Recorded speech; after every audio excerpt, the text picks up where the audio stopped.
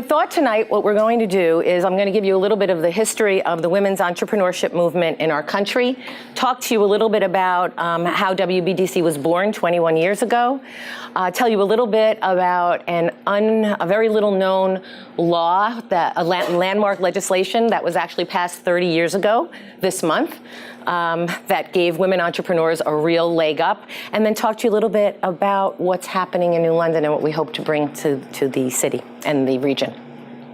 So I'm going to start with a little history lesson about women-owned businesses and women entrepreneurs.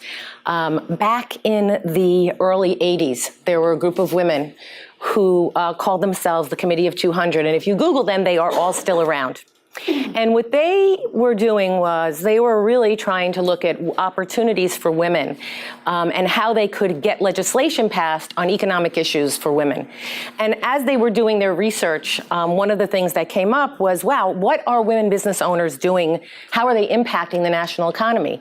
And what they realized was that there was no data about what women-owned businesses were contributing to our national economy.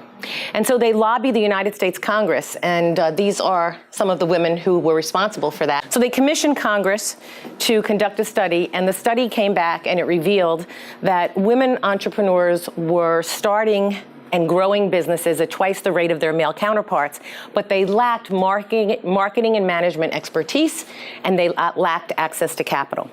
And so what this group of women did was that they decided to lobby Congress to pass legislation that would address these issues for women entrepreneurs. And so that was the landmark legislation that I talked about is called H.R. 5050, or the Women's Business Ownership Act of 1988. And that law did four things. The first thing that it did was it enabled women to access capital for the first time in our nation's history without a male cosigner.